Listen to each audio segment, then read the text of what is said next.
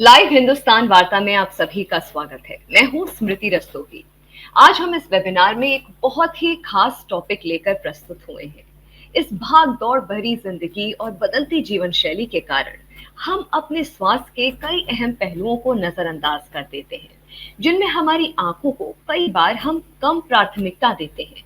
लेकिन कोविड महामारी के बाद हर इंसान के लिए खुद के स्वास्थ्य की ओर सचेत रहना और भी ज्यादा जरूरी हो गया है। ऐसे में आज का हमारा विषय और भी अधिक महत्वपूर्ण हो जाता है। आज हम वार्ता में बात करेंगे आपकी आंखों के बारे में और इनके रखरखाव के बारे में। मानव आंखें एक विशेष अंग हैं जो प्रकाश के प्रति प्रतिक्रिया करते हैं और लोगों को देखने की अनुमति देता है। आंख में कई संरचनाएं होती हैं जो दृष्टि को सक्षम करती हैं, जिनमें रेटिना भी शामिल है। रेटिना की क्या अहमियत होती है, इससे संबंधित क्या विकार होते हैं और उनसे कैसे बचाव हम कर सकते हैं, और कब किसी व्यक्ति को रेटिनोपैथी के कारण नेत्र रोग विशेषज्ञ को दिखाने की आवश्यकता हो सकती है। आज हम इन सारे पहलुओं पर बात करेंगे, चर्चा करेंगे। इस विषय पर आज हमारे साथ एक जाने माने नेत्र विशेषज्ञ डॉक्टर प्रियंक गर्ग न्यूटेमा हॉस्पिटल मेरठ से हैं। ये आई विट्रियो रेटिनल सर्जन और आरओपी स्पेशलिस्ट हैं और साथ ही न्यूटेमा हॉस्पिटल मेरठ के director and head in the department of ophthalmology and advanced I centre हैं। आपका बहुत बहुत स्वागत है डॉक्टर साहब। नमस्कार स्मृति जी और सब सुनने वाले साथियों। डॉक्टर साहब, क्योंकि ये जो जिंदगी जिस तरह की आजकल हम जी रहे हैं बहुत फास्ट चल रही है, ऐसे में जो छोटी छोटी चीजें हैं उनको अक्सर हम नजरअंदाज कर देते हैं। जब हम छोटी छोटी चीजों की बातें करते हैं तो उन छोटी छोटी चीजों की अहमियत बहुत ज्यादा होती है, लेकिन जब हम गौर तलब करते हैं तो बड़ी चीजों पे ज्यादा हमारा फोकस हो जाता है। मैं हेल्थ रिलेटेड कंसर्न्स में आंखों के बारे में हर किसी को इस चीज के थ्रू सचेत भी करना चाहती हूँ, क्योंकि आज का जो टॉपिक है बहुत ही अहम है, बहुत कुछ समझने वाला है और ये हमारा खुशकिस्मती है कि आप हमारे साथ आज जुड़े हैं। डॉक्टर साहब, बहुत बेसिक से शुरुआत करते हैं। रेटिनोपैथी अगर हम आम भाषा में समझना चाहें तो रेटिनोपैथी क्या होती है? आसान भाषा में आम जनता कैसे इसको समझे? स्मृति जी, अगर आम भाषा में बात करें तो रेटिनोपैथी ऑफ प्री मैच्योरिटी जिसकी आप बात कर रहे हैं, ये जस्ट पैदा हुए हुए बच्चों में ही होती है जो अपने समय से पहले इस दुनिया में आ जाते हैं या जिनका वजन 2 किलो से कम होता है। आमतौर पे जो बच्चा माँ के पेट में रहता है वो 40 हफ्ते तक उसे रहना होता है ताकि उसकी पूरी आंखें डेवलप हो जाए और आंखों में खासकर उसका जो आंख का पर्दा है। और अगर वो 40 हफ्ते से पहले इस दुनिया में आता है, इंडिया में हम जो इसमें लेते हैं वो 35 हफ्ते का लेते हैं कट ऑफ, और वेट का कट ऑफ जो लेते हैं वो 2 किलो का लेते हैं। अगर इन दोनों चीजों से कम है तो रेटिनोपैथी ऑफ प्री मैच्योरिटी में आता है। तो उसका पैदा होने के बाद एग्जामिनेशन बहुत जरूरी है, एक आरओपी स्पेशलिस्ट द्वारा या एक रेटिना सर्जन द्वारा। जो बच्चे 1200 ग्राम से कम के होते हैं उनका पैदा होने के 2 हफ्ते के बाद जांच होनी चाहिए, और जो बच्चे 1200 से 2 किलो के बीच में होते हैं उनकी 3 हफ्ते के बाद में जांच होनी चाहिए। इसके लिए बहुत फेमस स्लोगन दिया है हमारे काफी सीनियर्स ने, 30 दिन रोशनी के। वो 30 दिन के अंदर आंख का एग्जामिनेशन जरूर होना चाहिए। मुझे लगता है डॉक्टर साहब एक ऐसा पहलू जिसके बारे में ज्यादा जागरूकता है नहीं, खासकर जो नई मदर्स होती हैं, जो पहली बार मदर्स बनती हैं और जिनका डिलीवरी का टाइम करीब होता है, तो उनके लिए काउंसलिंग की कितनी जरूरत होती है आरओपी? ये आपने बहुत अच्छा सवाल किया स्मृति जी, क्योंकि ये बिल्कुल हम प्रिवेंशन की ओर चले जाएंगे, हम डिजीज को वहीं से खत्म करेंगे। क्योंकि अगर मदर को ये पता है कि मुझे किस टाइम अपने बच्चे को क्या देना है तो उससे अच्छा तो कुछ हो ही नहीं सकता। क्योंकि उसमें फिर क्या होता है, कई बार हेल्थ केयर लेवल पे कुछ ना कुछ कहीं मिसअंडरस्टैंडिंग भी होती है, कुछ चीजें बताते हैं शायद वो समझ नहीं पाते उस समय एंग्शियस होने की वजह से। तो ये तो बहुत ही अच्छी चीज है कि अगर मदर्स को पता हो तो उसके लिए उनकी काउंसलिंग होनी चाहिए। जो उनके ट्रीटिंग डॉक्टर हैं, जो उनका डिलीवरी का वो सारा कोर्स देख रही है, गायनेकोलॉजिस्ट और ऑब्स्टेट्रिशियन, ये वो उनके पास काउंसलिंग के सेशंस होते हैं, हम लोग उनके टच में रहते हैं। एक हमने छोटा सा पैम्फलेट भी डिजाइन किया हुआ है उन्हीं के पर्पज से। तो हम यूजुअली वो छोड़ते हैं सब गायनेकोलॉजिस्ट के पास कि एटलीस्ट अपने पेशेंट्स को ये जरूर दे दीजिएगा, इन केस किसी वजह से आप बिजी होने की वजह से कुछ चीज कई बार मिस हो गई है तो ये मिस नहीं होगी। अगर मदर्स को ये पता होगा कि आंख की जांच इतनी जरूरी है कि कल को ये उसको ब्लाइंड भी कर सकती है बेबी को, तो वो डेफिनेटली पेशेंट्स खुद ही इतने उत्सुक होंगे कि हम इसको ग्राउंड लेवल पर ही खत्म करें। डॉक्टर साहब, इसके मुख्य लक्षण क्या होते हैं आरओपी के? देखिए, बहुत छोटे बच्चे होते हैं, कुछ बता ही नहीं सकते। क्योंकि उनको कुछ भी होगा तो ये कुछ नहीं बता सकते। ये तो जो ट्रीटिंग डॉक्टर हैं, गायनेकोलॉजिस्ट एंड ऑब्स्टेट्रिशियन, जो उनके पीडियाट्रिशियन या नियोनेटोलॉजिस्ट हैं, या जो आई डॉक्टर है, जैसे अब मैं अगर न्यूटेमा की बात करूं तो ये एक मल्टी स्पेशलिटी हॉस्पिटल है। तो यहाँ पे जो एनआईसीयू में बच्चे हैं उनका ट्रैक रिकॉर्ड हम भी रखते हैं अपने पास। ये बच्चा पैदा हुआ है, अगर इसकी कॉल किसी वजह से बहुत ज्यादा बिजी होने की वजह से सिस्टर्स के अगर नहीं आई है तो हमारे पास रजिस्टर मेंटेन है, हम खुद जाते हैं कि भाई इसकी आज स्क्रीनिंग होनी थी, आपने कॉल नहीं भेजी है, तो स्क्रीनिंग होनी है इसकी, तो वो उस दिन या नेक्स्ट डे वो स्क्रीनिंग हो जाती है। तो ये तो खुद ही हमें प्रोएक्टिव रहना होता है, पेरेंट्स को, पीडियाट्रिशियन, नियोनेटोलॉजिस्ट को, और जो उनके टच में आई डॉक्टर हैं उनको।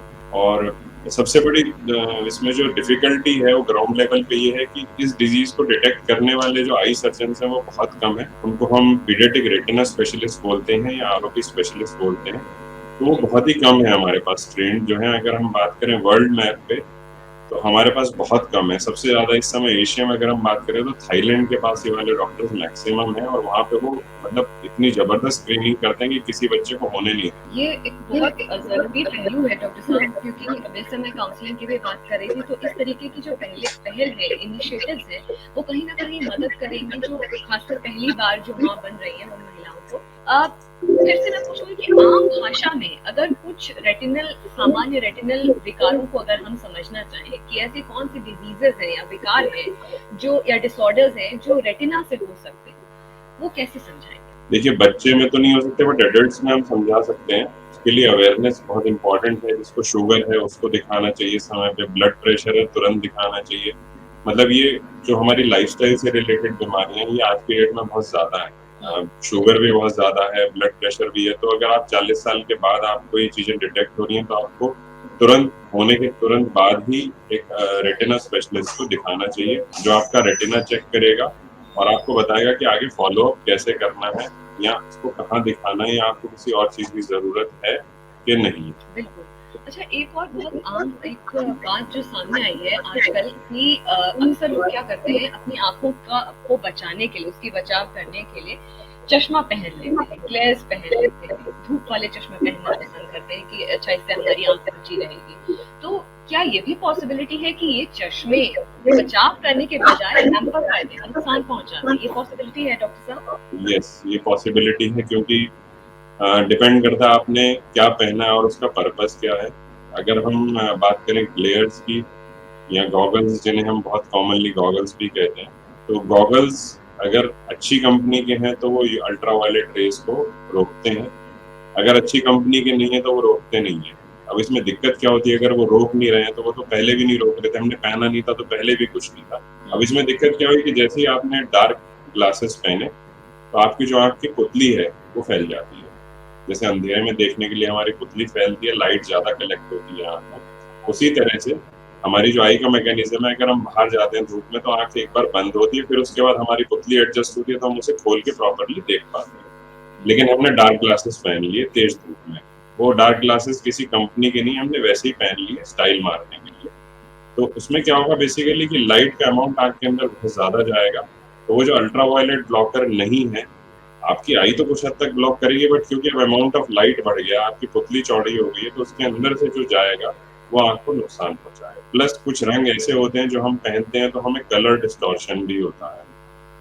जैसे अब रंग बिरंगे लोग ब्लू भी पहनते हैं, रेड भी पहनते हैं, इससे जो आप सामने वाले रंग देखते हैं उनमें डिस्टॉर्शन होता है। अच्छा डॉक्टर साहब, ये भी होता है कि कहते हैं ग्लासेस कांच के पहनने चाहिए, ग्लेस जब भी पहनने चाहिए, और गॉगल्स कांच के पहनने चाहिए, प्लास्टिक धूप में हैम्पर कर देता है। इस बात में कितना तथ्य है? दोनों ही तरह से ले सकते हैं, बट अगर हम टेक्निकली देखें तो कोई फर्क नहीं होता।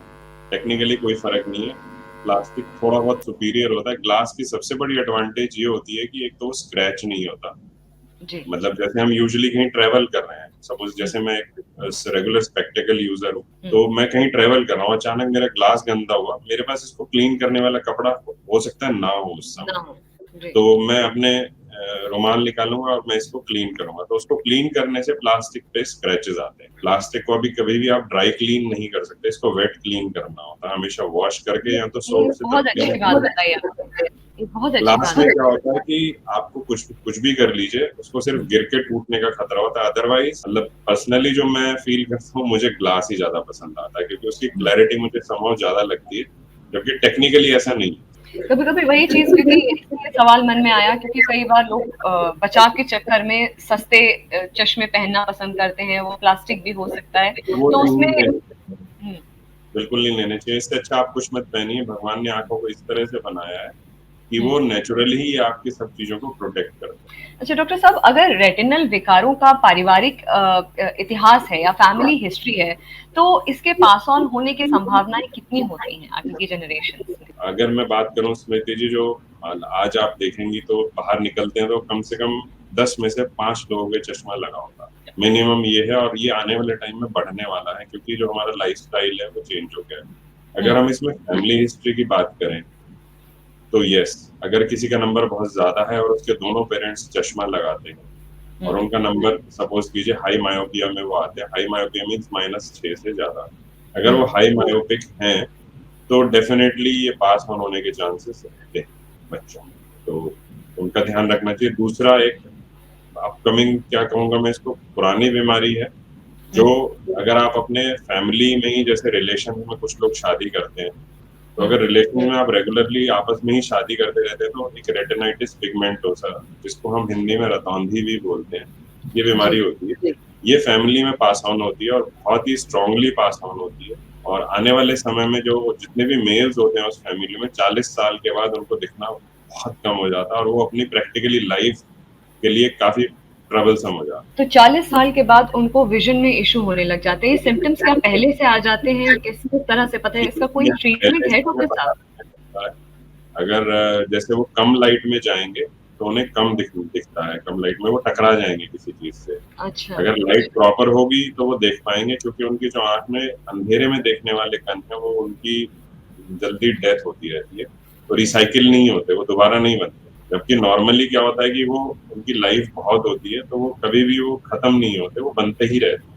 इन लोगों में क्या होता है कि जो अंधेरे में देखने वाले हमारे आंख के कण होते हैं वो खत्म हो जाते हैं और वो 40 इयर्स तक आते आते बिल्कुल एकदम खत्म हो जाते हैं। तो इनको सिर्फ सामने का दिखाई देता, आसपास का भी दिखाई नहीं देता। कुछ लोगों को सामने की रोशनी भी कम हो जाती है। तो ना सबसे पहला जो इसमें सिम्टम आता है वो अंधेरे में ना दिखाई देने का आता है, कि रोशनी कम होते ही दिखना बंद हो। तो और डॉक्टर साहब, इसका कोई ट्रीटमेंट नहीं हो सकता? बहुत पुरानी एक मूवी थी, इसमें कादर खान को शाम को 6 बजे के बाद दिखना बंद हो जाता था। बीमारी। जी जी, ये वही बीमारी थी। उस वक्त तो इसको मजाक में लिया गया था, ये तो एक कॉमेडी का कंटेंट था, बट एक्चुअली में समझा जाए आज आपने बहुत कुछ ऐसी अहम बातें साझा कर रहे हैं। तो डॉक्टर साहब, इसका कोई ट्रीटमेंट नहीं होता है? मैम अगर हम इलाज इसको देखते हैं तो इसका इलाज संभव है। एलोपैथी में कुछ एक्सपेरिमेंट्स किए थे, उसका एक पार्ट मैं भी रहा हूँ। उसमें हम क्या करते हैं कि न्यूरो स्टिमुलेशन करते हैं, मॉड्यूलेशन भी बोलते हैं। हम इसको इलेक्ट्रिक करंट बना के ग्लासेस में डाल देते हैं तो वो 20 मिनट तक इसको स्टिमुलेट करती है। तो जब मैं उस रिसर्च में था, करीबन 6 महीने तक हमने लोगों पे रिसर्च कंडक्ट की। तो जिन लोगों को हमने वो चश्मे फ्री में दिए थे रिसर्च का पार्ट बनने के लिए, उन्होंने आज तक वो कभी चश्मे वापस नहीं दिए, क्योंकि उनका कहना ये था कि हमारी रोशनी गिर तो नहीं रही, ना बढ़ रही है, बट यहाँ रुक गई है जहाँ है। एटलीस्ट जितना हम आज देख पा रहे हैं, हम आज से 2 साल बाद ही उतना ही देख पा रहे हैं। तो हमने फॉलो अप भी करा उनका काफी। और एक साइफिक्स करके कंपनी थी यूएस की, उन्होंने ये सारी रिसर्च करी थी। अभी वो चश्मे अभी भी अवेलेबल है, बट इंडिया में नहीं है संभव, क्योंकि वो बहुत ही महंगे थे। अराउंड 2-3 लाख का एक आता था, तो वो हमारे कंट्री में हम सस्टेनेबल मॉडल में नहीं ला पाए। ये बहुत कारगर एक्सपेरिमेंट है, मतलब इस दिशा में भी काम किया जा सकता है। अगर इस तरह की कोई सिचुएशन है 40 साल के बाद, ये अगर ये सरफेस होती है इस तरह की बीमारी, तो उसके लिए भी कारगर प्रयास किए जा रहे हैं। अच्छा डॉक्टर साहब, कब कब इस बात से सचेत हो जाना चाहिए कि ये जो लक्षण अब आ रहे हैं हमारी आंखों में, ये रेटिनल विकार या किसी रेटिनल डिसऑर्डर के लक्षण हैं और ये उससे संबंधित हो सकते हैं और अब वक्त आ गया है कि डॉक्टर को दिखा लिया जाए? देखिए, कोई भी लक्षण यदि आंख में आता है या आपके शरीर में भी आता है तो इमीडिएटली आपको दिखाना चाहिए, क्योंकि आज की, जैसे हमारी आपने बताया था, इतनी फास्ट लाइफ है, हमारे पास समय नहीं होता। तो फास्ट लाइफ के टाइम पे हमेशा आपको प्रोएक्टिव रहना पड़ता है कि जैसी जरा सी भी कोई चीज हुई एकदम तुरंत दिखाना है। तो दिखाने के बाद यूजुअली आपकी सारी चीजें बिल्कुल क्लियर हो जाती हैं। हाँ, कुछ ऐसे सिम्टम हैं जो आपको पता लगते हैं यूजुअली हमें थोड़ा बहुत धुंधला दिखता है या आँखों में थोड़ी बहुत गंदगी आती है तो हम कभी डॉक्टर के पास नहीं जाते हैं। हम यूजुअली मेडिकल स्टोर से दवाई लेते हैं, डाल लेते हैं, जो एक नॉर्मल रूटीन है सबका। जी। और अगर हाँ, आपको सेंटर से मान लीजिए आपने कोई चीज़ देखी, सपोज़ कीजिए आप कोई सामने स्ट्रेट चीज़ देख रहे हैं, फॉर एग्ज़ाम्पल दरवाज़ा, बिल्कुल सीधी है उसकी चौखट, अगर वो टेढ़ी दिखाई दे रही है दैट मीन्स आपके रेटिना में प्रॉब्लम। अगर वो अच्छा। कहीं से टूटी हुई आपको महसूस हो रही है कि यूजुअली दूसरे को वो टूटी हुई नहीं लग रही है, लेकिन आप उस चौखट को देख रहे हैं, वो सीधी की वजह बीच में से कहीं आपको गायब लग रही है। हुँ। या कोई काला धब्बा आँख के सामने आ गया, काला धब्बा मोतियाबिंद में भी आ जाता है, बहुत सारी बीमारी है, लेकिन रेटिना में ये बहुत कॉमन होता है कि बिल्कुल सेंटर में काला धब्बा है, बाकी सब आपको क्लियर दिख रहा है, वो सेंटर वाला पार्ट नहीं दिख रहा। तो ये 2-3 लक्षण ऐसे हैं जो प्योरली रेटिना से संबंधित हैं, हमारी आँखों के पर्दे से संबंधित। बहुत अच्छी जानकारियाँ आज मुझे भी मतलब जानने को मिल रही हैं और मैं इस चीज़ के लिए आई कैन वाउच कि जो लोग हमारा ये शो देख रहे हैं, उनको भी काफ़ी कुछ ऐसे एस्पेक्ट समझ में आ रही होगी क्योंकि ये नॉलेज और आपका जो आपकी आँखों को लेकर के आपकी सतर्कता है, अवेयरनेस है, उसको समझना बहुत ज़रूरी है। डॉक्टर साहब कई बार क्या होता है कि हम इतनी भाग-दौड़ भरी ज़िंदगी है हमारी, हम अपनी आँखों का बिल्कुल ख़्याल नहीं रख पाते हैं, बिल्कुल ध्यान ही नहीं रख पाते हैं। अब ऐसे में लोग कहते हैं कि अब जैसे कि अगर हम महिलाओं की बात करें, काजल भी लगता है, उसको छुड़ा भी नहीं पाते हैं, निकाल भी नहीं पाते हैं, तो कहीं ना कहीं ये जो केमिकल के कण होते हैं पूरी आंखों में स्प्रेड हो जाते हैं। तो ऐसा क्विक आप सोल्यूशन ऐसा क्या बताएंगे उन महिलाओं के लिए, क्योंकि ये सवाल भी लगातार हमारे पास आ रहे हैं, क्योंकि जो लोग हमारे साथ जुड़े हैं इस वक्त उनका ये सवाल है। एक ये महिला सवाल हमसे पूछ रही है, ये इनका नाम सुमन है, ये पूछ रही है कि अगर काजल लगाया जाए, इसको अगर हम छोड़ देते हैं, प्रॉपर्ली वॉश नहीं करते हैं, तो इसका दूरगामी इफेक्ट क्या हो सकता है? ये बहुत अच्छी चीज़ पूछी है जो हमारी रेगुलर लाइफ में इन्वॉल्व होती है और इसकी नॉलेज हमें कहीं से नहीं मिलती। हम कुछ भी करने, चाहे नेट पे भी अगर इसको गूगल करेंगे तो शायद प्रॉपर इसका आंसर नहीं मिलेगा। बेसिकली जब हम हमारी स्किन है, हम इस पे लोशन लगाते हैं, तो हर जगह पोर्स होते हैं, हमारी स्किन में भी पोर्स हैं, उसी तरह से हमारी जो आँखों की मार्जिन्स हैं, जिन्हें लिड मार्जिन्स बोलते हैं, जहाँ हम काजल लगाते हैं, वहाँ पे भी पोर्स यानी छेद होते हैं छोटे-छोटे, जिनसे हमारी आँखों को नम करने के लिए पदार्थ निकलता है हमारी आँखें, जिस वजह से नम रहती हैं। जब जी। हम काजल लगाते हैं तो वो छेद जो होते हैं वो बंद हो जाते हैं। तो अगर हम उसे प्रॉपर्ली हटाएँगे नहीं तो वो छेद बंद रहेंगे, जिसकी वजह से आँखों में इंजिनियरी निकलने की शिकायत हो सकती है या छोटी-छोटी गाँठें बन जाती हैं, जिसकी वजह से हमारी आँखों में सूखापन बढ़ जाता है। तो ये प्रॉपर्ली क्लीन करना बहुत ज़रूरी है और इसके लिए बहुत सिंपल तरीका है। अगर आप क्लीन करना चाहते हैं, तो अपनी आँख को नीचे हल्का सा पुल करेंगे और इस पे हल्का सा टिश्यू पेपर वेट करके और इसको ऐसे वाइप करें। ताकि वो जो कण है या वो जो छोटे-छोटे जो वो पार्टिकल्स हैं वो क्लीन वो होते हट रहें। जाए, वो हट जाए। उसके लिए स्पेसिफिक बहुत सारी कंपनीज़ के वो भी आते हैं आई में, बट हुँ। ये बहुत ही सिंपल तरीका है क्योंकि ये हर एक आदमी कर सकता है। और मुझे लगता है डॉक्टर साहब ये सोने से पहले ज़रूर रात में ज़रूर करना चाहिए कि अपनी आँखें अच्छे से क्लीन करके सोया जाए। रात में सोने से पहले it is very important. Yes, आपने बहुत अच्छी बात की है कि अगर आप रात को भी पार्टी से आए तो एटलीस्ट मिनिमम क्लीन करके ज़रूर सोना चाहिए, क्योंकि रात में ही क्लीनिंग इंपॉर्टेंट है। 12 घंटे आपकी बॉडी रेस्ट में जाएगी, आपको खुद कुछ पता नहीं होगा बॉडी में क्या हो रहा है, तो वो उस टाइम क्लीन करना इज़ वेरी इंपॉर्टेंट, बहुत ज़रूरी। और ऐसे कौन से, जैसे कि कुछ ऐसे केमिकल्स भी होते हैं जो मतलब क्लिनिकली अप्रूव्ड होते हैं, उनको आप कुछ बताना चाहेंगे कि इसको अगर हम इस्तेमाल करें तो इससे आईज का जो एक्स्ट्रा ये जो मेकअप है या पार्टिकल्स हैं या डस्ट पार्टिकल्स हैं उनको हम हटा सकते हैं? जैसा कि आपने पूछा कि कॉमर्शियली क्या-क्या अवेलेबल है जिससे हम अपनी आँख की मेकअप को साफ कर सकते हैं। तो इसमें 2-3 कंपनीज़ के प्रोडक्ट्स जो अवेलेबल हैं, उसमें एक तो एल्कॉन कंपनी का सस्टेन वाइप्स आते हैं, ऐसे ही सिप्ला के भी लिड वाइप्स आते हैं और 2-3 और कंपनीज़ के भी आते हैं। तो कॉमर्शियली ये थोड़े से डिफिकल्ट होते हैं अवेलेबल होने, क्योंकि लोगों को इसकी जानकारी नहीं होती है आम तौर हुँ। पे। बट ये बहुत ही अच्छी चीज़ है, अगर आप इसको करते हैं इससे अपनी आईज़ क्लीन, तो जो मेकअप की वजह से आँखों में इंजिनियरी निकलना या सूखापन आना वो नहीं होगा। अच्छा डॉक्टर साहब, मुझे लगता है कि जो आपका जवाब है उससे सैटिस्फाइड हमारे व्यूअर्स पूरी तरीके से हो रहे हैं और एक नया इंसाइट भी मिल रहा है। एक और सवाल हमारे पास है कि ये जो मोतियाबिंद है और जी। काला मोतिया, इनके बीच में क्या अंतर होता है? ये क्या होती हैं ये दोनों भी, जो अगर विकारों की बात करें? स्मृति जी, इनमें बहुत बड़ा डिफरेंस होता है। अगर हम वैसे देखें बोलने के हिसाब से तो ऐसा लगता है दोनों ही एक दूसरे का पार्ट है, कोई फर्स्ट स्टेज हुँ, है, कोई सेकंड स्टेज है। बट हुँ, ऐसा नहीं है, दोनों बहुत ही बिल्कुल डिफरेंट बीमारी है।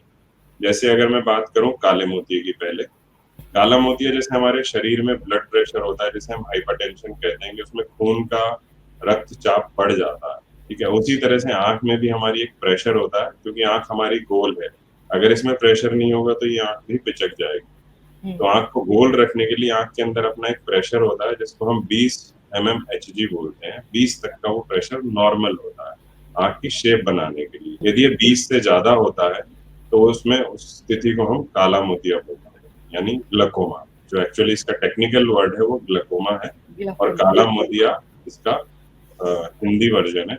इसमें सबसे बड़ी दिक्कत क्या होती है कि अगर इसका समय से ट्रीटमेंट नहीं हुआ तो जितनी रोशनी जा चुकी है आपकी इस काले मोती की वजह से, वो कभी भी लाइफ में वापस नहीं आती। तो हम इसको विजन स्टीलर भी बोलते हैं, जो कि अगर एक बार रोशनी चली गई तो वो वापस नहीं आएगी। और हाँ, आपने इसमें हमारी वार्ता में एक बार पहले भी आ चुका है वो सवाल कि कुछ पारिवारिक बीमारियां भी होती हैं। ये काला मोतिया पारिवारिक भी होता है और नॉन पारिवारिक भी होता है, तो दोनों तरह से होता है। तो जिनके घर में जिनके पेरेंट्स को या भाई बहनों को काला मोतिया है, तो उन्हें अपनी 40 साल के बाद काले मोतिये की जांच जरूर करानी चाहिए। और अच्छा, बात है मोतियाबिंद पे, तो मोतियाबिंद है वो बेसिकली कैटरेक्ट होता है, और वो एज की वजह से होता है ज्यादातर सबको। और इसका बहुत ही सही इलाज है, बहुत ही अच्छा इलाज है, क्योंकि इसमें रोशनी जाने के बावजूद भी पूरी रोशनी वापस आती है। उसी तरह से जैसे मान लीजिए आपके शीशा बिल्कुल गंदा हो गया है, अब उसे रिप्लेस करने की बारी आ गई है, तो आप उसका ऑपरेशन कराएंगे, पुराना शीशा निकलवाएंगे, नया शीशा डलवाएंगे। तो मोतियाबिंद में जो चीज गई है वो 100% वापस आएगी।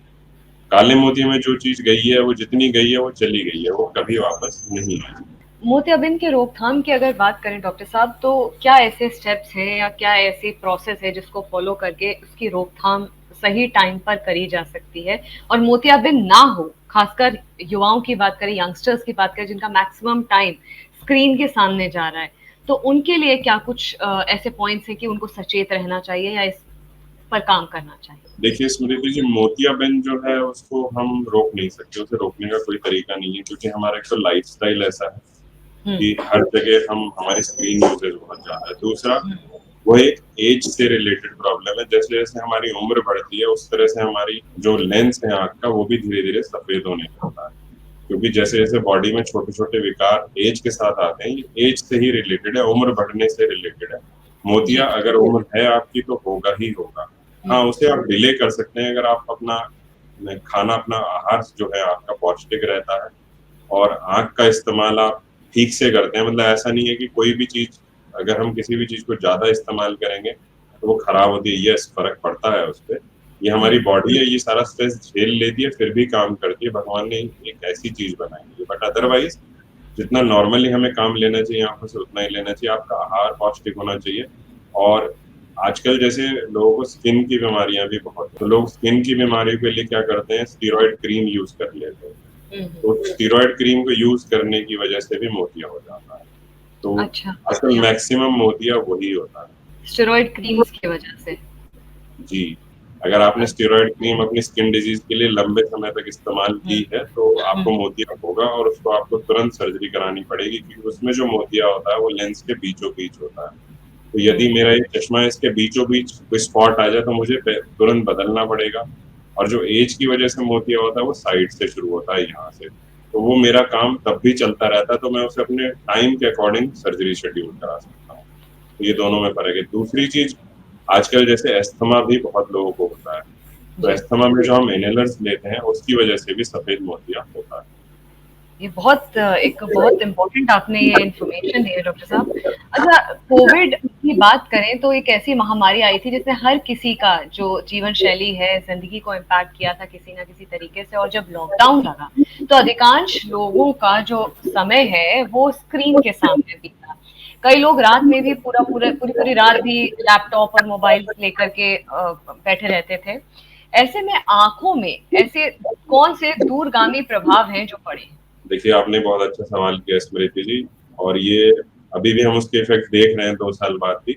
सबसे पहला इफेक्ट तो यही है कि हम जितना पास का काम करते हैं हमारी आंखों में चश्मा लगता जाता है। तो जो चश्मा लगने का इंसिडेंस इन 2 साल में इतना ज्यादा हो गया है इतना ज्यादा हो गया कि जिसको पहले कभी चश्मा नहीं था वो भी चश्मा लगा रहा है, क्योंकि हमारी जो आंखें एक्चुअल में इनकी बॉडी के हिसाब से बनावट है, हमारे शरीर के हिसाब से बनावट है, तो भगवान ने इनको दूर का देखने के लिए बनाया है।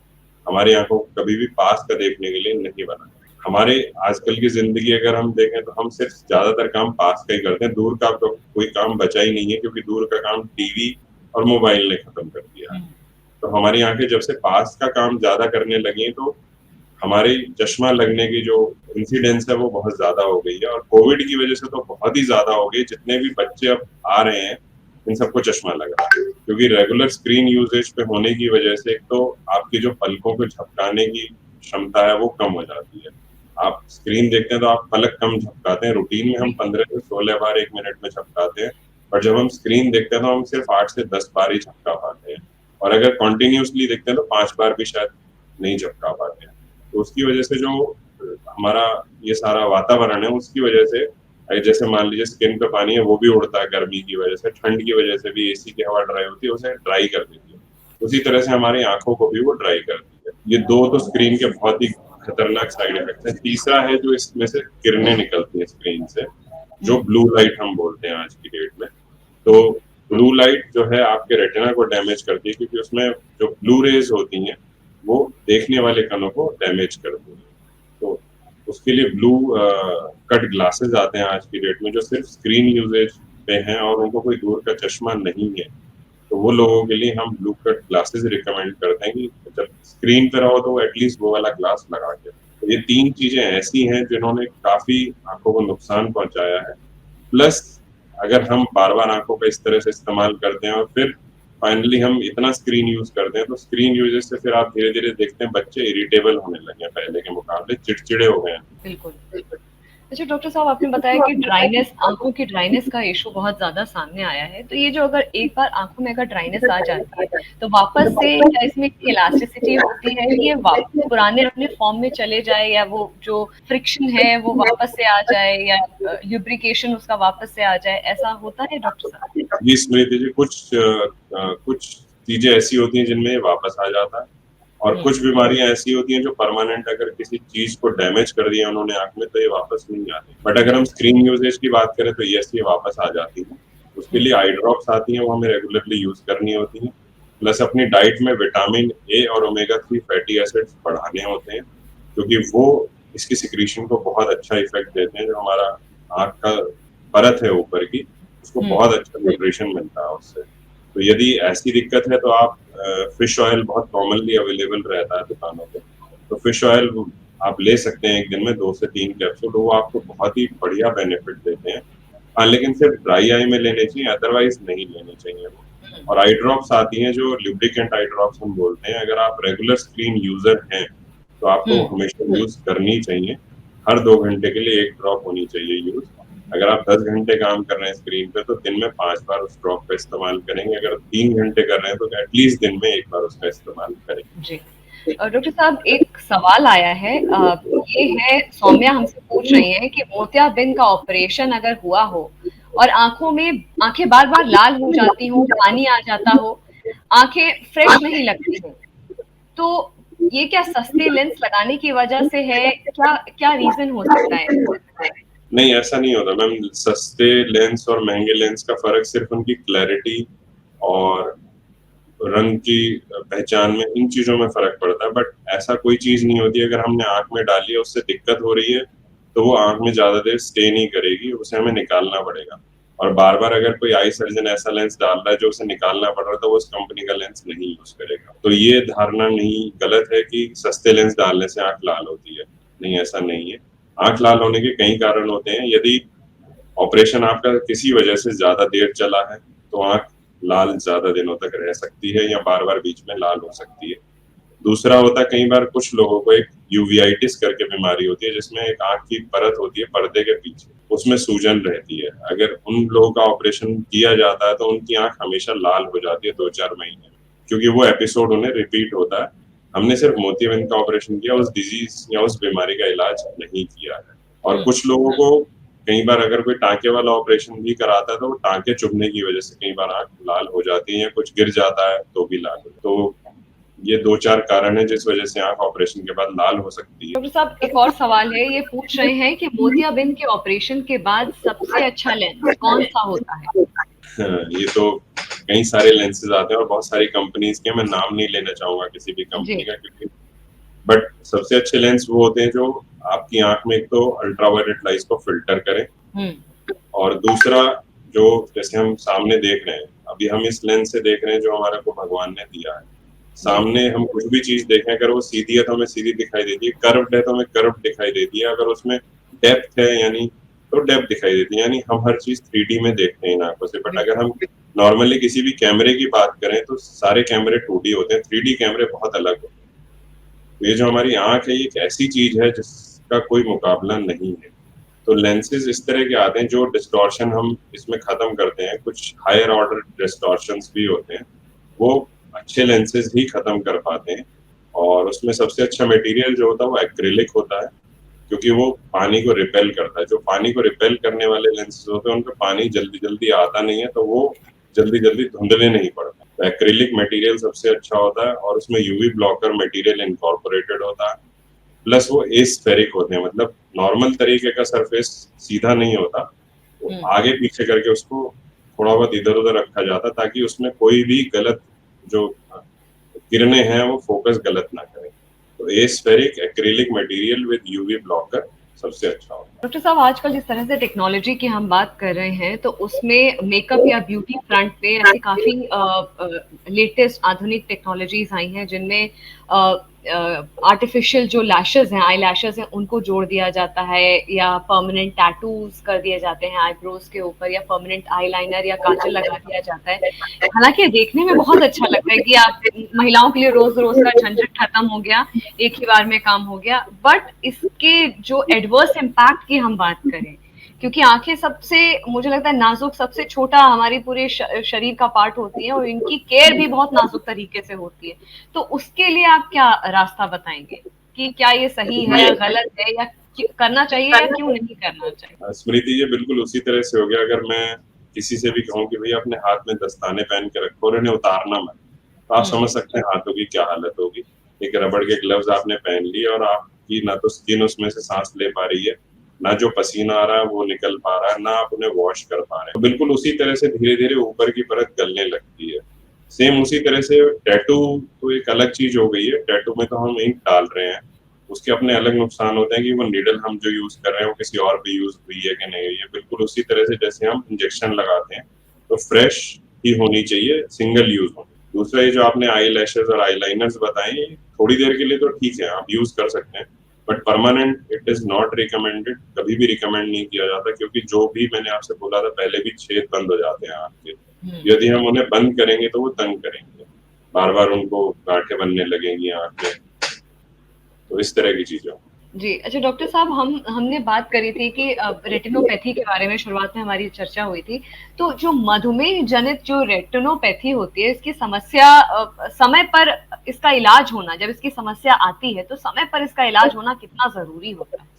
देखिए, समय पर इलाज होना बहुत ज़रूरी है, जो मतलब वही आपने पहले भी बहुत अच्छा सवाल पूछा था कि अगर हम मदर्स को एजुकेट करें, हुँ, तो बेसिकली हम उस बीमारी को जड़ से खत्म कर रहे हैं, जी। ठीक है? जैसे हमने स्मॉल पॉक्स इंडिया में खत्म किया, उसी तरह से हमने वहाँ पे मरीजों को एजुकेट किया, या पोलियो जैसे हमने खत्म किया। तो गवर्नमेंट की एक ही गाइडलाइन थी, जिसने कितनी भी बार बूंद पी हो, वो बूंद ही पीनी है आपको।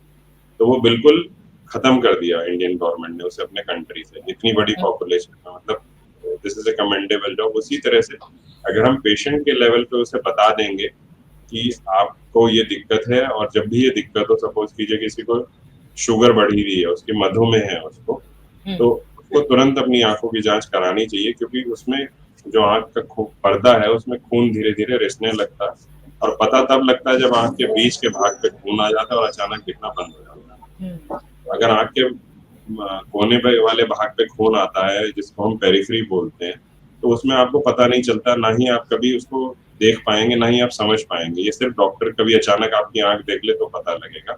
लेकिन जब बीच में खून आएगा तब तक बहुत देर हो चुकी होगी, ट्रीटमेंट कई बार नहीं हो पाता है। इसी तरह से ब्लड प्रेशर वाले जैसे मरीज़ होते हैं, इनका ब्लड प्रेशर बढ़ता है, तो ब्लड प्रेशर बढ़ने से बिल्कुल उसी तरह से होता है, अगर किसी पाइप में एक रिकमेंडेड प्रेशर है कि इतना प्रेशर झेल पाएगी, उसके बाद प्रेशर ज़्यादा हुआ तो फट जाएगी। उसी तरह से हमारी खून की नलियाँ हैं, अगर एक प्रेशर से ज़्यादा ब्लड प्रेशर शूट अप करेगा, तो सबसे नाज़ुक खून की नलियाँ हमारे ब्रेन की और आँख की होती हैं, ये कभी भी फट जाती हैं। जब आँख की फटती है तो अचानक रोशनी चली जाती है क्योंकि खून ही खून हो जाता है पूरी आँख में, और ब्रेन की अगर फटती है तो उसे हम स्ट्रोक बोलते हैं। तो एक तीसरी जो चीज़ है एज की वजह से होती है पर्दे में, जिसको हम बोलते हैं एज रिलेटेड मैक्युलर डीजेनरेशन। ये बहुत कॉमन है और ये लाइफस्टाइल से रिलेटेड है आज की डेट में। इसमें क्या होता है, हमारे आँख के जो पर्दे के पीछे की परत है, वो धीरे-धीरे अपनी जगह से उम्र की वजह से खत्म हो जाती है, क्योंकि हमारा पर्दा पारदर्शी होता है, ट्रांसपेरेंट होता है, बिल्कुल शीशे की तरह। उसमें खून की नलियाँ नहीं होती। खून की जो सारी इसकी न्यूट्रिशन जिसको हम बोलते हैं, वो सारी इसकी पीछे की परत से और ऊपर की परत से आती है। जब वो पीछे की परत हट जाती है तो खून की नलियाँ पीछे की परत को छोड़ के पर्दे में आने लगती हैं। तो उसकी वजह से आपको काला धब्बा सेंटर में दिखाई देने लगता है, चीज़ें टेढ़ी-मेढ़ी दिखाई। अच्छा डॉक्टर साहब, जैसे कि अब जो शुगर पेशेंट्स हैं या हाई ब्लड प्रेशर के पेशेंट्स हैं, उनको ऐसा क्या उनकी काउंसलिंग होने की ज़रूरत है कि वो अपने आई डिजीज़ेज़ को लेकर के सतर्क रहें और टाइम पे अगर उनको ऐसे सिम्पटम्स आ रहे हैं, तो वो जा कर के नेत्र रोग विशेषज्ञ को दिखाएँ?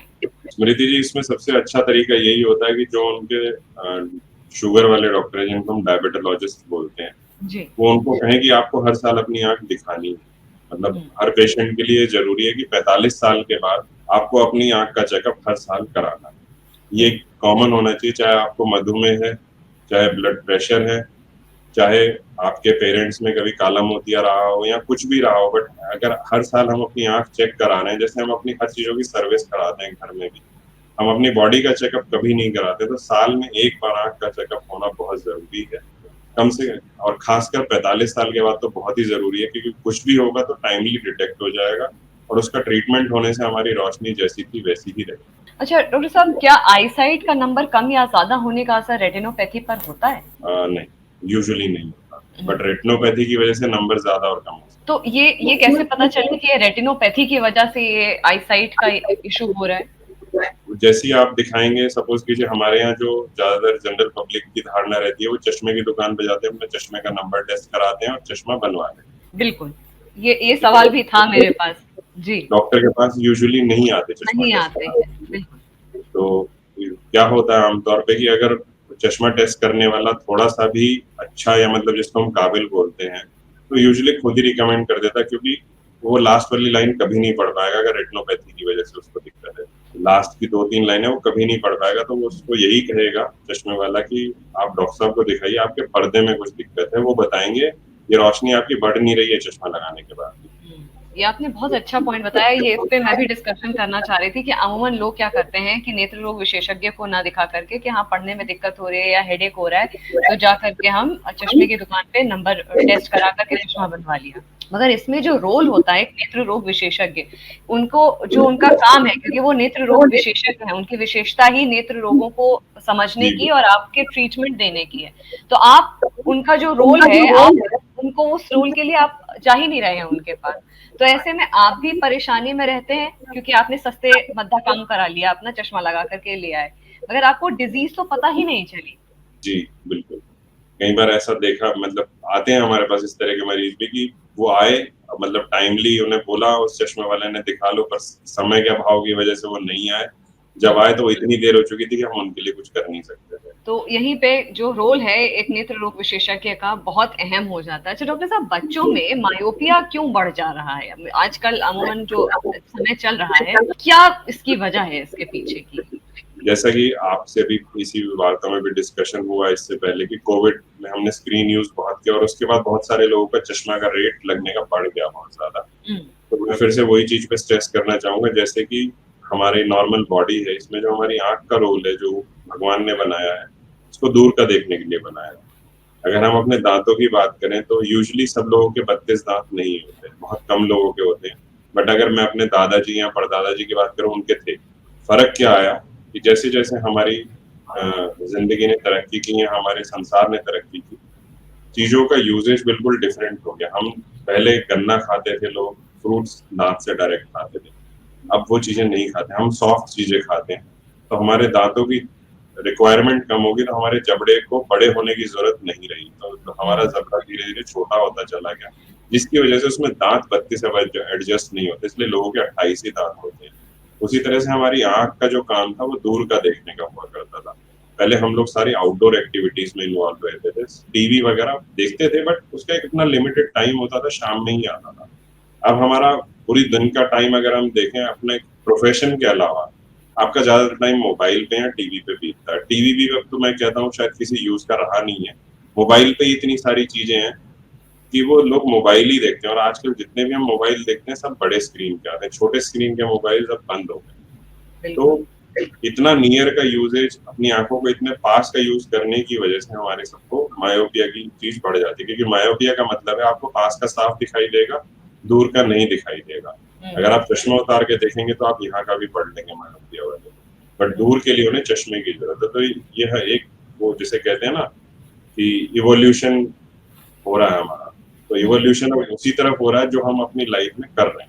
अच्छा डॉक्टर साहब, क्योंकि हमारे देश की ये विशेषता है कि अलग अलग मौसम हमारे देश में होते हैं, बरसात, ठंड, गर्मी, और ऐसे में आंखों का किस तरीके से हम ख्याल रखें, क्योंकि अलग अलग मौसम में जैसे स्किन की रिक्वायरमेंट अलग होती है, अमूमन जब ट्रांजिशन होता है एक मौसम से दूसरे मौसम में ड्राइनेस हो जाती है, ऐसे आंखों में भी ड्राइनेस का इशू होता है, तो ऐसे में आंखों का विशेष तौर पे किस तरह से ध्यान रखा जाए?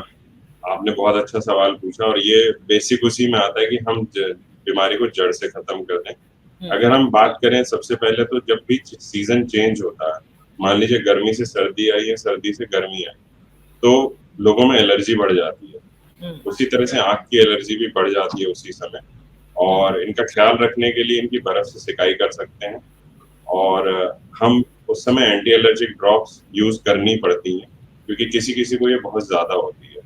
तो जो घरेलू उपाय है उसका वो यही है कि हम इसकी बर्फ से सिकाई करें, यदि खुजली हो रही है उस समय बहुत ज्यादा, इनको मले नहीं, मलने से जो है वो नुकसान होता है, एलर्जी भी बढ़ती है, और उसमें नंबर आने का खतरा भी रहता है आंख में बार बार मलने की वजह से। दूसरा, अगर हम सिर्फ और सिर्फ गर्मी की बात करें, तो गर्मी में हम ज्यादातर लोग एसी चलाते हैं। एसी में क्या होता है, एयर कंडीशन होती है, यानी वो उसमें से मॉइस्चर भी निकाला जाता है, ड्राई ठंडी हवा आपको दी जाती है।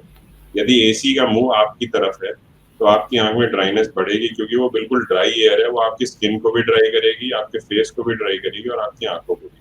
तो एसी का मुंह अगर आपकी तरफ नहीं है और कमरे में ड्राइनेस है, मतलब ह्यूमिडिटी कमरे की 50% से कम हो गई है, तो फिर भी वो ड्राइनेस कॉज करेगी, तो उसके लिए हम आई ड्रॉप्स यूज कर सकते हैं। अब हम अगर सर्दियों में आए तो सेम कंडीशन, सर्दियों में आज की डेट में अगर हम देखें तो जो हीटर है वो उस तरह के होंगे, ऑयल हीटर बहुत मिलते हैं मार्केट में, तो उससे भी वही दिक्कत आती है कि उससे उतनी ड्राइनेस नहीं होती है। ऑयल हीटर से उससे ह्यूमिडिटी खत्म नहीं होती है, सिर्फ टेम्परेचर चेंज होता है। बट अगर हम वो फैन वाले हीटर की बात करें तो उससे ड्राइनेस होती है, क्योंकि वो एलिमेंट के ऊपर से हवा को फेंकता है, तो एलिमेंट के ऊपर से जब भी हवा जाती है तो ड्राई जाती है, बिल्कुल उसका मॉइस्चर खत्म हो जाता है। तो वो ड्राई एयर सेम वही दिक्कत कॉज करती है आपको, ड्राइनेस। और बरसात में तो कोई ऐसी ज्यादा दिक्कत होती नहीं है, बस वही है बरसात में कि अगर कोई इन्फेक्शन होती है तो वो ज्यादा देर तक परसिस्ट करती है, हाई ह्यूमिडिटी। डॉक्टर साहब, एक सवाल है, ये रोहन पूछ रहे हैं हमसे कि ज्यादातर लोग आंखों में गुलाब जल डाल लेते हैं, अगर आंखों का कोई भी इशू होता है या आंखों में कोई भी समस्या होती है तो गुलाब जल डाल लेते हैं। तो ये जो गुलाब जल वाला प्रोसीजर है ये तो हमारा एंशिएंट है, मतलब जब से हम जानते हैं हमारी दादी नानी यही प्रोसीजर करते आ रहे हैं।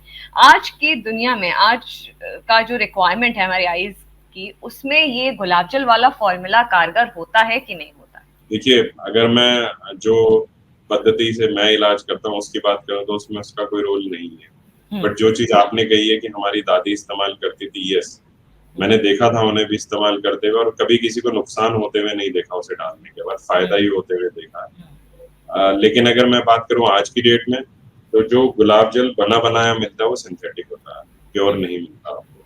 सिंथेटिक गुलाब जल नुकसान करता है आंख को। अगर आपके पास प्योर गुलाब जल है, हाँ, पुरानी चीजें जो हमारे अपनी मेडिसिन में जिसको हम आयुर्वेदा बोलते हैं, वो चीजें बहुत अच्छी हैं और उनका कोई कंपैरिजन नहीं। एक और सवाल है हमारे पास, ममता पूछ रही हैं कि आजकल जो नवजात शिशु हैं उनको आंखों में काजल लगाने से डॉक्टर्स हमेशा मना करते हैं, और जबकि हम जिस तरीके के प्रोसीजर में हम पल बढ़ के, हमारी जो जनरेशन, उसमें काजल तो लगाना मैंडेटरी था। तो इसके बारे में आपकी क्या टिप्पणी है? मैं वही दोबारा रिपीट करूंगा, मॉडर्न मेडिसिन जिसमें हम ट्रीटमेंट करते हैं एलोपैथी में, उसमें उसका कोई रोल नहीं है, वो नुकसान करता है क्योंकि वो केमिकल्स हैं। और आज की डेट में उसमें क्या मिला रहे हैं कुछ नहीं पता है, यू नेवर नो क्या मिलाया है किस चीज में, क्योंकि खाने की चीजों में ही इतनी मिलावट है, वो तो लगाने की चीज है। बट हाँ, आयुर्वेदा में कुछ चीजों को आंख पे लगाने से अच्छा माना जाता था, अगर वही उसमें सारा कुछ रहता तो वो अच्छी चीज है।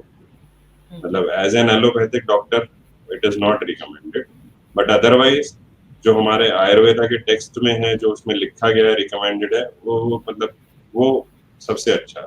अच्छा डॉक्टर साहब, आंखें हमेशा स्वस्थ रहे इसके लिए एक आम इंसान को क्या कुछ करना चाहिए, किस तरीके के प्रिकॉशंस लेने चाहिए, और किस तरीके की ये एक तोहफा है, और जो तोहफा है वो वही उसकी कीमत समझ सकता है जिसके पास वो तोहफा नहीं होता है, या समय रहते जिसने उस तोहफे की कद्र ना की हो, या कुछ इशू आ गया हो। तो ऐसे में आप क्या सजेशन देंगे? देखिए, ये आपने बिल्कुल सही कहा कि कद्र नहीं करते, बिल्कुल ट्रू है ये चीज। हमारी आंख एक 500 से ऊपर मेगापिक्सल का कैमरा है। अगर हम इसका मेगापिक्सल में रेटिंग करें तो 500 से ज्यादा मेगापिक्सल का ये कैमरा है। और हाँ, हम लोग इसका ध्यान नहीं रखते, और वही मैं कहूंगा, अगर इसका ध्यान रखना है तो लाइफस्टाइल चेंज करना पड़ेगा, क्योंकि शरीर भी, और कोविड ने भी यही सिखाया है कि आपको लाइफस्टाइल ही चेंज करना पड़ेगा। आपको सबसे पहले एक पौष्टिक आहार लेना पड़ेगा, फिर डेली आंखों को सुबह उठ के वॉश करना होगा, इनकी एक्सरसाइज होती है वो करनी होती है, कि आप जैसे ज्यादातर पास का काम नहीं करेंगे, स्क्रीन यूजेज जितनी लिमिटेड करनी है उतना ही करेंगे, और वापस सोते हुए वापस इनको वॉश करेंगे, ताकि कोई भी गंदगी लेके आप आंख में ना सोए, ताकि वो रात भर में उसको एग्रेवेट या बढ़ा ना दे उस चीज को। और यदि कोई भी आंख की छोटी मोटी दिक्कत भी होती है, तुरंत नेत्र रोग विशेषज्ञ से कंसल्ट करें। और अगर अपनी आंख का नंबर आपने किसी चश्मे वाले से भी जांच कराया, कोई बुराई नहीं है, आप करा सकते हैं, क्योंकि उनका काम है, ऑप्टोमेट्रिस्ट हैं वो लोग। लेकिन अगर उसमें आपको कोई फायदा नहीं हो रहा, आप सारी लाइनें नहीं पढ़ पा रहे हैं, तो तुरंत नेत्र रोग विशेषज्ञ की सलाह। अच्छा डॉक्टर साहब, एक और जो इशू है, आरओपी की तो हमने बात कर ली, मगर एक और जो इशू है कि कई बार जो नवजात शिशु होते हैं, लगातार बर्थ से ही उनकी आंखों से पानी रिसता रहता है, उनकी आंखों से पानी निकलता रहता है, और जिसकी वजह से उनकी आंखें चिपकने भी लगती हैं, मैल इकट्ठा होने लग जाता है, फिर उसको किसी तरीके से जो माएँ होती हैं गर्म पानी गीले पानी से करके छुटाती रहती है। कि इशू क्यों ऐसा होता है, क्या इसके लिए क्या कुछ रोकथाम है, इसके लिए क्या कुछ ध्यान में रखना चाहिए? स्मृति जी, बेसिकली जब हमारी जो आंख है उसमें आंसू सभी को आते हैं, बट हमें दिन में कभी फील नहीं होता कि इसमें से पानी आ रहा है, क्योंकि हमारी आंख जो है नाक के अंदर कनेक्टेड होती है, इसमें एक ट्यूबिंग होती है जो आपके नाक के ऊपर वाले हिस्से से लेकर नाक के नीचे वाले हिस्से में जाती है, आंख का सारा पानी वहाँ ड्रेन होता है, वहाँ जाता है, जैसे पाइप डालती है। जो बच्चे पैदा होते हैं, 90% बच्चों में ये रास्ता खुला हुआ होता है, 10% बच्चों में रास्ता किसी वजह से ब्लॉक होता है। ब्लॉक होता जब ये रास्ता ब्लॉक होता है या बंद होता है, तो आंख का पानी नाक में ले जाने की वजह बहने लगता है, तो वो नॉर्मल पानी है, बहने लगता है, क्योंकि लोगों को सबसे बड़ी मिसकंसेप्शन क्या होती है कि बच्चों को पानी नहीं बनता, आंख में आंसू नहीं आते, ये आंसू नहीं बनाते हैं, ऐसा नहीं होता, आंसू बनते हैं, बट क्योंकि उनका रास्ता बहुत एक्टिव होता है, जल्दी जल्दी वो सारा पानी नाक में डाल देता है। जो 10% बच्चों में वो पानी नहीं जा पाता बंद होने की वजह से, वो 10% बच्चों में, कम से कम उन 10% में से 98 to 99% बच्चों में वो रास्ता खोला जा सकता है, सिर्फ एक्सरसाइज करके। अगर हम उनकी मदर्स को ट्रेनिंग दें कि ये बता देते हैं जो भी दिखाने आते हैं कि आप इस पर प्रेशर देके इस पर दबा के निचोड़िए, जैसे पाइप को हम निचोड़ते हैं, इसको भी निचोड़िए, तो जो इसमें गंदगी होगी निकल जाएगी, खुल जाएगा। तो उसमें भी 98 से 99% बच्चों का वो आंख का रास्ता खुल जाता है और वो ये बंद हो जाता है। उसके साथ साथ कुछ एंटीबायोटिक की ड्रॉप्स हम देते हैं 15-20 दिन के लिए, बिल्कुल ठीक हो जाता है। अब वो जो 1% बच्चे बचे, उनमें या तो आंख में सिलाई डालनी पड़ती है वो रास्ता खोलने के लिए, और अगर वो सिलाई से भी नहीं खुलता तो फिर इसके लिए ऑपरेशन होता है, और उसके लिए आंख में अलग से सर्जन होते हैं जिन्हें हम ऑक्यूलोप्लास्टी सर्जन बोलते हैं, वो इसका ऑपरेशन करते हैं, और वो ऑपरेशन सक्सेसफुल रहता है। एक और सवाल है डॉक्टर साहब कि कई बार क्या होता है, हम लोग इतने सतर्क नहीं होते हैं। अब घर पे छोटा मोटा जैसे काम होता है, जैसे चाहे हम पहले हम गार्डनिंग की बात कर लें, कई बार क्या होता है, हम गार्डनिंग के टाइम पे कुछ ऐसे पौधे होते हैं या फूल होते हैं, जैसे हम गुलाब की बात करें, कांटे होते हैं, हमने ध्यान नहीं दिया और गुड़ाई कर रहे हैं तो आंख में वो कांटा लग गया, किस तरीके से आंख में लग गया, या घर पे हम कील ठोक रहे हैं, कील का कुछ पार्ट टूट करके आंख में चली गई या चोट लग गया, तो ऐसे में क्या कुछ सावधानियां हैं जो बरतनी चाहिए? जी स्मृति जी, बहुत अच्छा सवाल किया आपने, क्योंकि ये तो हमारी daily day to day life से रिलेटेड है और ये बहुत कॉमन है। मतलब गाँव में तो अक्सर लोग आते हैं कि भैंस की पूँछ लग गई जी, दूध निकाल रहे थे और सफाई कर रहे थे, भैंस ने पूँछ मार दी और गुड़ाई कर रहे थे, आँख में पत्ती लग गई। तो ऐसे में आँख में ज़ख्म हो जाता है और जिसका इलाज होना बहुत ज़रूरी है, क्योंकि अगर ज़ख्म का इलाज नहीं किया, तो वो दाग बन जाता है। दाग होने की वजह से आँख परमानेंटली धुंधला दिखाई देता है, फिर उसका कोई ट्रीटमेंट नहीं होता है। तो जैसे ही आपके चोट लगती है आँख में, तुरंत आप नेत्र रोग विशेषज्ञ को दिखाएँगे और इसे हम कॉर्निया स्पेशलिस्ट होते हैं इसके लिए, वो दवाई देते हैं सारी और नॉर्मली हमारी आँख हफ्ते 2 हफ्ते के अंदर नॉर्मल हो जाती है, जो जख्म होने के बाद। अब आते हैं हम तीसरी चीज़ पे, जो आपने बोला कि कभी-कभी हम घर में हथौड़े से काम कर रहे होते हैं, कील पे या किसी चीज़ से। कई बार ऐसा होता है कि बहुत ज़ोर से मारने पे कील का कोई बहुत छोटा-सा हिस्सा निकल के हमारी आँख में तिड़क के लग जाता है। जी। जो तिड़क के लगता है वो आँख के अंदर चला जाता है और अगर आँख के अंदर लोहा चला गया, तो वो बहुत ही नुकसान करता है, क्योंकि हमारी आँख में जब भी हम देखते हैं तो एक करंट चलता है, वो करंट के चलते ही हमारी जो आँख में से देखने के कण हैं, उसे करंट को कन्वर्ट करके हमारे दिमाग में उसको सिग्नल भेजते हैं और वो उनको एक फिगर में कन्वर्ट करता है। जब वो करंट चलता है तो वो लोहा धीरे-धीरे टूटने लगता है और टूट के धीरे-धीरे पूरी आँख में फैलने लगता है। उसकी वजह से, चोट लगने की वजह से, अगर पुतली के बीच में से गया है, लेंस के बीच में से गया है, तो लेंस में भी मोतियाबिंद हो जाता है, जिसे हम ट्रॉमेटिक कैटरैक्ट बोलते हैं और पुतली के बीच में से जाता है तो पुतली में छेद हो जाता है, जिससे हमें सिलना पड़ता है। तो अगर किसी वजह से ये चोट लगी है आपको, तो आपको हमेशा तुरंत ही नेत्र रोग विशेषज्ञ, स्पेशली रेटिना स्पेशलिस्ट को ज़रूर दिखाना चाहिए, ताकि वो आपका टाइमली ट्रीटमेंट कर दे और आपको प्रॉब्लम ना हो। ठीक है। दूसरी चीज़ जो है, अब आजकल हम देखते हैं कहीं कहीं से भी पास ऑन हो रहे हैं तो वेल्डिंग कर रहे होते हैं लोग सड़क पे बैठे। बिल्कुल।